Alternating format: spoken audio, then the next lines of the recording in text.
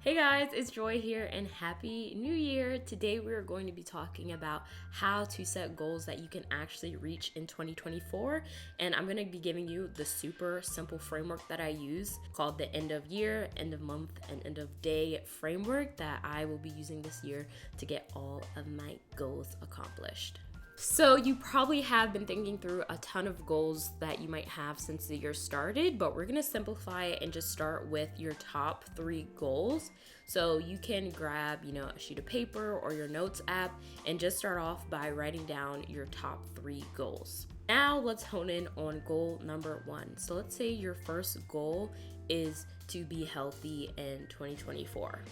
That goal is pretty vague, so we're gonna start getting more specific and start brainstorming what that actually means to us. And because we're using that big picture, we're gonna start off with the first part of the framework, which is end of year.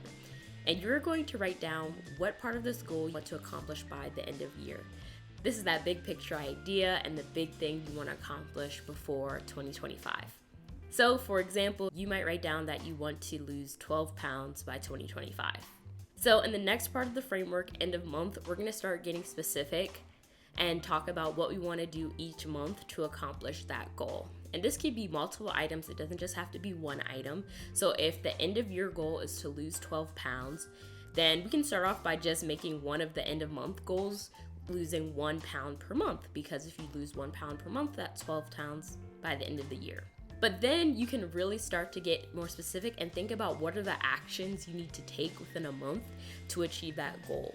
You might say that you need to go to the gym 3 times a week.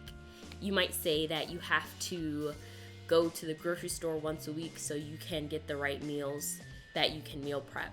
Once you have a few things that you want to do within a month's time frame, then you can move on to the third part of the framework, which is the end of day portion. This is where you're getting hyper specific and thinking about the tasks that you have to do each day to accomplish your monthly goal and then accomplish your yearly goal.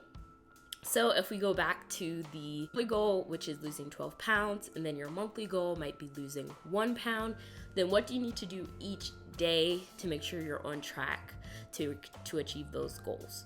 An example might be going to a fitness one class pass. Another example might be making sure that you don't eat sweets every day.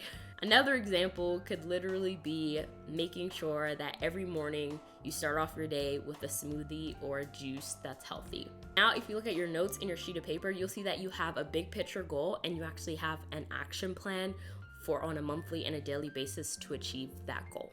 If you want to get hyper specific, you can do extra credit and also break down a week. I like to just keep it simple with the end of year, end of month, and end of day. So there is one more element to make sure that you are staying accountable and actually hitting your daily, monthly, and annual goal.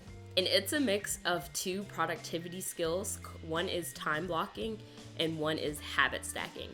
So I'm gonna start with habit stacking because this has been one of my favorite productivity hacks that I learned last year that I really want you guys to learn how to implement.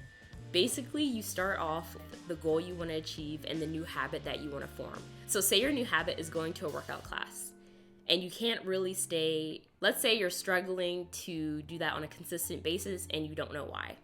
Habit stacking is when you choose something that you already do every day without thinking about it.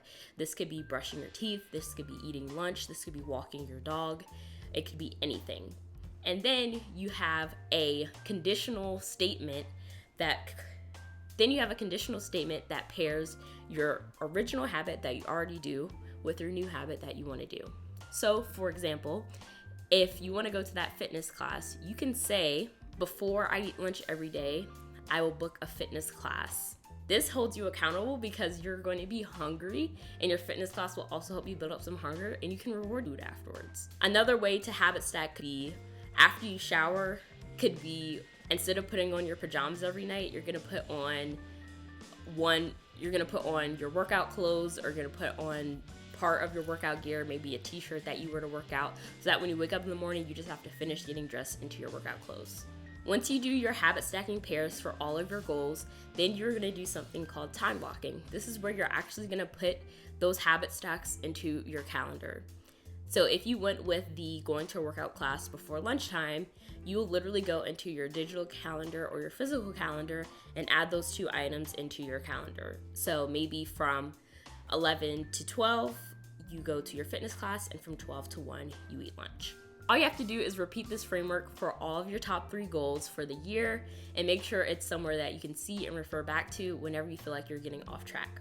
If you made it this far in the video, I would love to see in the comments below maybe one of your goals and your end of year, end of month, and end of day goals. I love talking about goals for the year, so I will definitely reply to your comment if you leave one.